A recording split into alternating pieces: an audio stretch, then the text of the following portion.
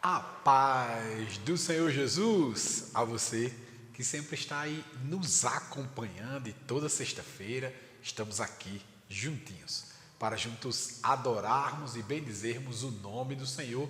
E eu convido você mais uma vez, vem comigo, vem meditar na palavra de Deus. E como sempre fazemos para iniciar, nós sempre invocamos o nome do Senhor porque acreditamos que este momento é um momento exclusivo nosso para com Ele.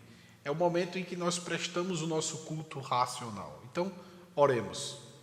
Senhor nosso Deus e Pai, no nome de Jesus, nós adoramos o Teu nome. Bendizemos a Ti e agradecemos ao Senhor por este momento que o Senhor nos deu.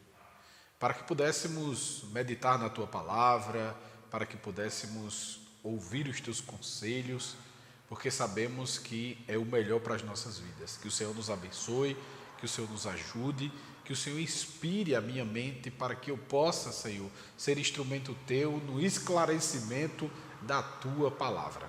Pai bendito, que todos sejam tocados pelo Teu Espírito, Senhor. É o que nós te rogamos, Pai, e já te agradecemos porque cremos que o Senhor é bom no fazer. Pai, em nome de Jesus, amém. Glória a Deus. Amados, eu queria hoje parar para falar a respeito de salvação. É das boas novas que Jesus veio de fato falar. E eu quero mostrar claramente o quanto é simples falar a respeito de salvação quando se entende todo o conceito, toda a problemática da salvação e trazendo de uma forma muito simples, da forma que Jesus demonstrou a aquele que lhe perguntou a respeito da salvação. E eu gostaria de ler um texto que se encontra no Evangelho segundo escreveu João, capítulo de número 3, versículo a partir do 16, que diz assim: Porque Deus amou o mundo de tal maneira que deu seu Filho unigênito, para que todo aquele que nele crê não pereça, mas tenha a vida eterna.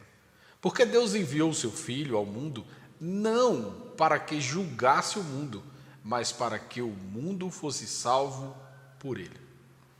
Quem crê nele não é julgado, mas quem não crê já está julgado. Porquanto não crê no nome do unigênito Filho de Deus. E o julgamento é este: a luz veio ao mundo e os homens amaram antes as trevas que a luz, porque as suas obras eram más. Porque todo aquele que faz o mal aborrece a luz e não vem para a luz, para que as suas obras não sejam reprovadas. Mas quem pratica a verdade vem para a luz, a fim de que seja manifesto que as suas obras são feitas em Deus. Então, dito isto, Jesus mostrou claramente a respeito da salvação, e a gente precisa se ater a esse texto, porque foi um texto muito claro em relação ao que se estava perguntando. Nicodemos vem a Jesus justamente perguntar o que poderia ser feito para ser salvo, visto que Nicodemos era um sacerdote, certo? E ainda sendo um sacerdote, ainda sendo aquele que proclamava a lei para os judeus, ele veio para Jesus perguntar como era que de fato a salvação poderia ser alcançada. E é justamente aí o ponto-chave da Bíblia. Jesus mostra com muita clareza e em termos gerais, Jesus mostra com a mesma bondade, com a mesma exatidão do Deus que Ele é, que é um Deus que não deixa dúvidas. Se há dúvidas, pode ter certeza que você precisa ter cuidado, porque Deus não é Deus de dúvidas, mas de certeza. E quando se fala de salvação de almas, aí sim é que a certeza tem que ser muito maior e ainda muito mais precisa naquilo que está ensinando. E nesse ponto, Jesus está como o fiel e como o poderoso e como aquele que sabe de todas as coisas, trazendo claramente o que era a salvação e como fazer para ser salvo. Jesus começa falando de forma, usando alegoria, né, usando a água e o Espírito para um nascimento em Deus. E ainda assim Nicodemos não entendeu, então ele foi mais profundo neste assunto. Foi justamente quando ele chega, justamente nesse versículo 16, em que ele diz: olha, Nicodemos, porque Deus amou o mundo de tal maneira que deu o seu Filho unigênito para que todo aquele que nele crê não pereça, mas tenha vida eterna. Então, quando Jesus expressa isso, ele já diz de antemão: olha, a salvação não é apenas para judeus. Apesar do povo judeu ter sido escolhido, Jesus estava dizendo claramente que a vontade de Deus estava sendo expressa no Filho que veio para salvar todo mundo. E não apenas alguns, e não apenas a metade, e não apenas os escolhidos, mas todo mundo. E aí a gente precisa entender quem é esse todo mundo. Porque quando a gente olha para a palavra todo mundo, a gente já diz: poxa, então Deus vai salvar quem é bom, quem é ruim, quem presta, quem não presta, e ali vai para tudo um pacote só. Opa, calma, que Jesus deixou muito claro essa condição. Deixou muito claro essa condição. No versículo 16, ele diz o seguinte: olha, ao que crê já está salvo, e ao que não crê já está condenado. E aí, beleza, eu poderia fazer uma confusão medonha a respeito nesse sentido, que crê, sim, mas eu creio. Sim, mas crê como? E aí Jesus traz a explicação justamente para que não houvesse confusão nesse sentido. Ele diz que os que creem não aborrecem a luz, não praticam más obras, não fazem coisas erradas. Opa, Jesus já mencionou algo interessante aqui nesse sentido, porque ele já pontua claramente que quem crê se comporta como quem crê. Quem crê se comporta como quem crê.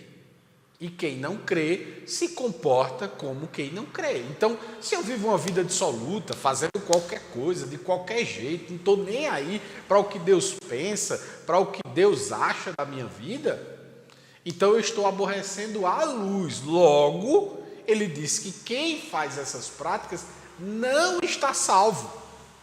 Não está salvo.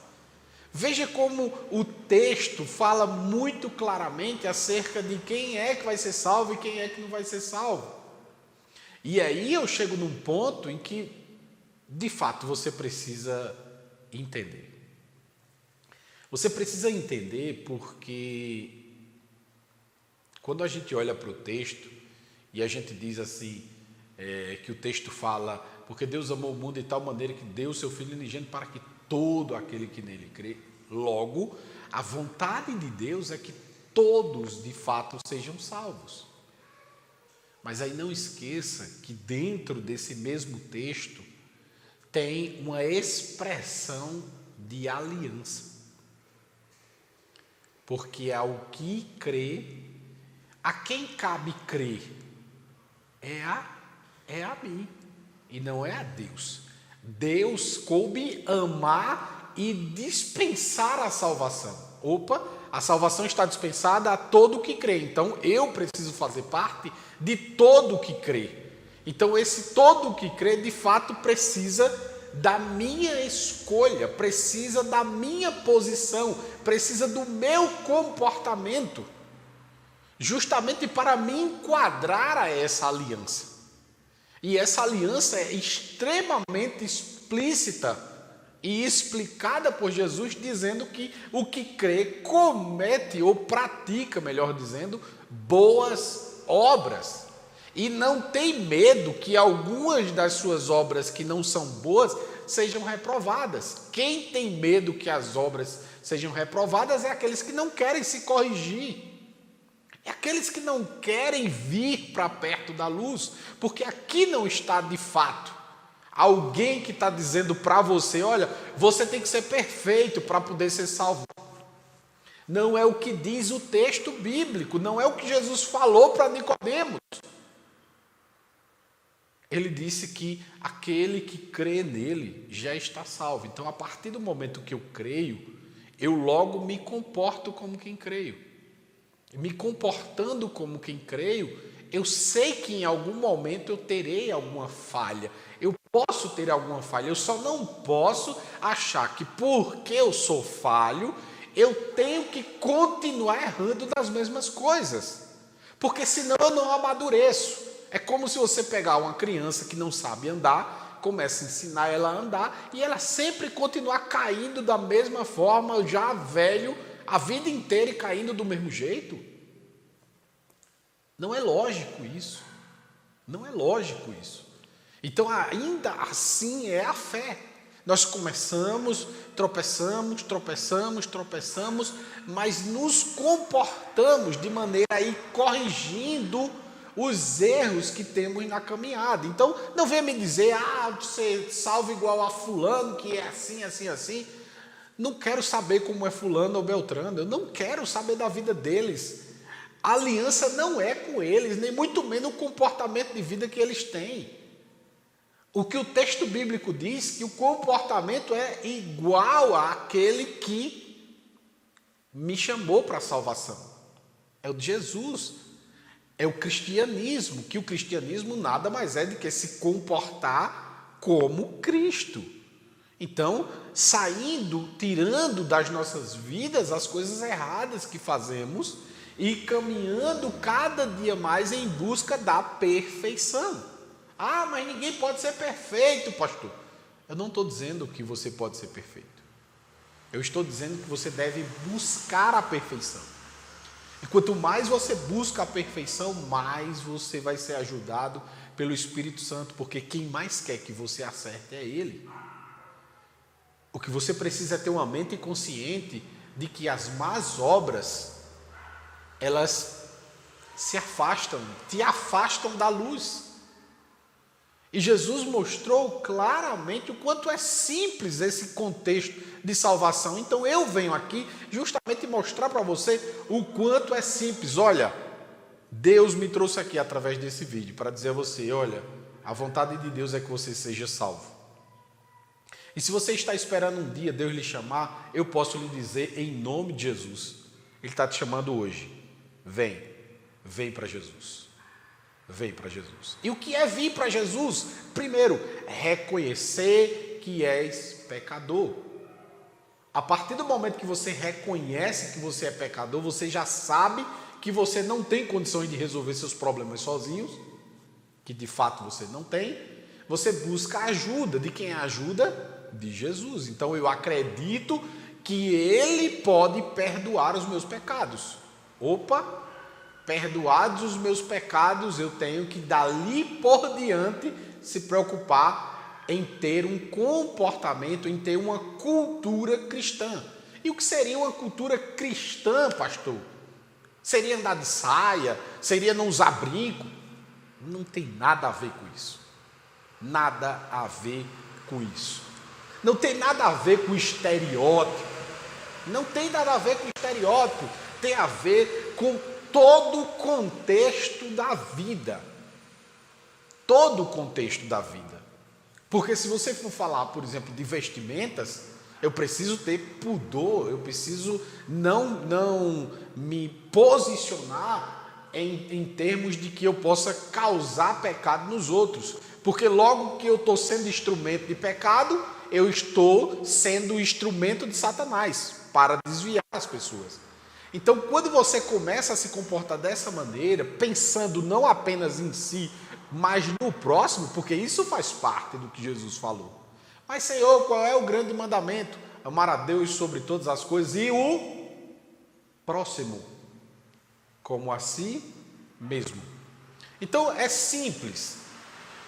A salvação é: reconheço que sou pecador, reconheço que Jesus é capaz de me perdoar, então eu aceito o perdão dele e de fato reconheço que fui perdoado, a partir desse momento eu passo a me comportar como quem segue Jesus, né? Me comportar corretamente, andar em retidão, me desviar dos pecados que possam vir à minha vida. Quando pecar, imediatamente voltar e refazer tudo e consertar o erro, certo? Esse é o comportamento. Sempre fazer a minha vida pensando no próximo, porque esse é o mandamento do próximo como a si mesmo. Porque quando você pensa nesse sentido de o próximo, você passa a se comportar muito melhor. Porque, por exemplo, você não vai ofender o próximo sabendo que você mesmo não queria ser ofendido. Então, você não vai passar por cima do próximo,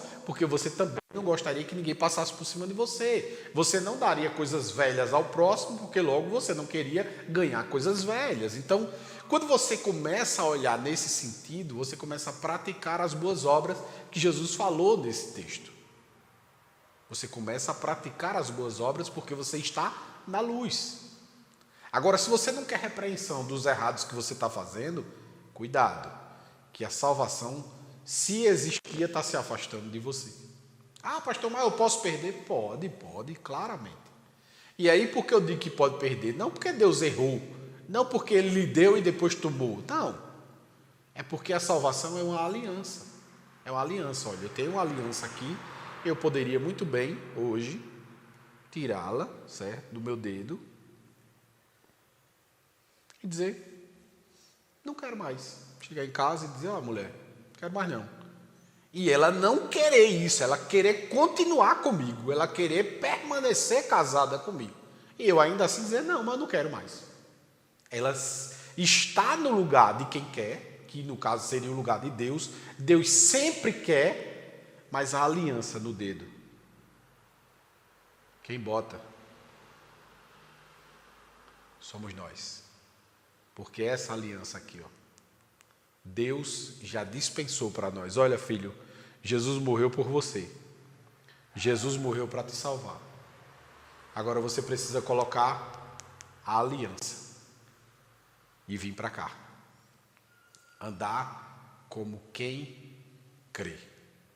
E aí sim você pode bater no peito e dizer, se eu morrer, eu vou morar no céu. Porque foi o Senhor que prometeu. Não porque eu sou capaz, não porque eu sou autossuficiente, não porque eu sou perfeito. Não. É porque eu tenho uma promessa daquele que tem poder de fazer todas as coisas que quiser.